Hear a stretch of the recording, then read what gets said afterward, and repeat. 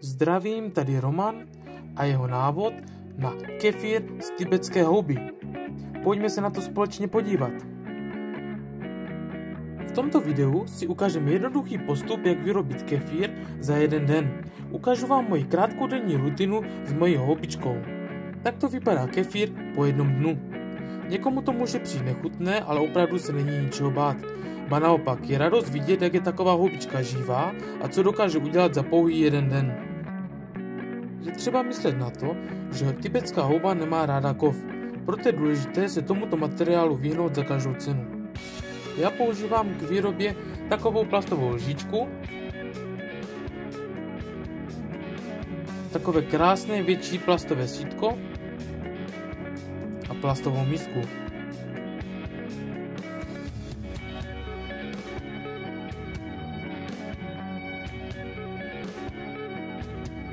Kefír vylijeme do sítka a pořádně předsedíme. Je dobré si s tím trochu pohrát, aby houbička zůstala co nejčistší. Po předsedění zůstane houbička mazlavá a bude mít na sobě takový slíz. Tady někteří mí každý den a někteří vůbec. Já osobně to miju přibližně jednou za 3 dny přefiltrovanou vodou. Houbička nemá zrovna ráda chlor a tak je lepší se mu vyhnout. A použít právě přefiltrovanou, odstátou nebo převařenou, ale vychladlou vodou. A teď malá vsuvka. Kefír z tibetské houby je nabitý miliardami prospěšných probiotik, která obnovují a posilují střevní flóru a bojují proti špatným bakteriím.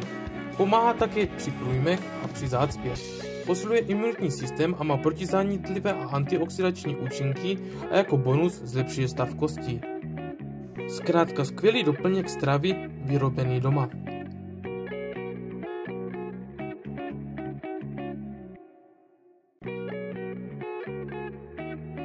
Takhle by to mělo po předsedění vypadat.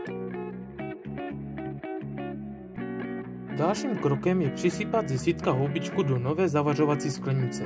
Já použitou sklenici vždy umyji a vyvařím před dalším použitím. To uvidíte na konci videa.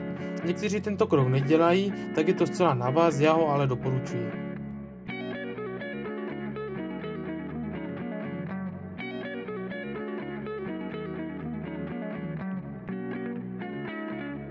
A další skvělá informace je, že houbička zvětší svůj objem až dvojnásobně, přibližně za 2 týdny.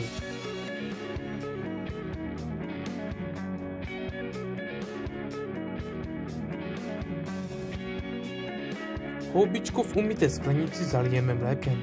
Já osobně raději používám pokud možno čerstvé, ideálně co nejméně zpracované mléko. Houbička pak lépe pracuje a máte živé kultury už od začátku v obou složkách a výsledný kefír má pak ještě blahodárnější léčebné účinky. Kefír je dobré pít s přestávkami. Já piju kefír 20 dní a 10 dní mám pauzu. V období pauzy já kefír stále vyrábím a dávám ho buď rodině nebo přátelům. Darovat také můžete i přímo namnožené houbičky a jako návod poslat třeba toto video. Kefír vždy ještě trochu promíchám a přeliju do sklenice nebo do hrníčku.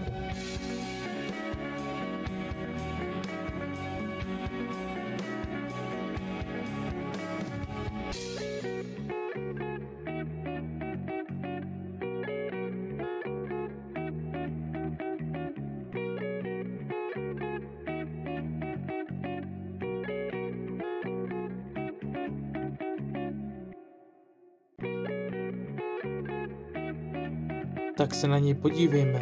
No není to nádhera? Po přelití kefíru vždy hned umyjí nádobí.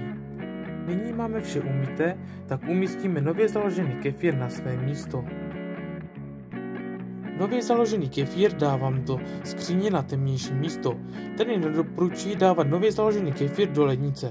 Houbička ve větším chladu nepracuje, já tomu říkám, že spí. Doporučuji tedy vždy houbičku mít někde při pokojové teplotě. Nyní už jen zalij sklenici vroucí vodou, tudíž vyvařím. A tím mám vše opět připravené na další den. A jako odměnu si dáme čerstvý, živý, doma vyrobený kefír. Tak na zdraví a mějte požehnaný den. Ahoj.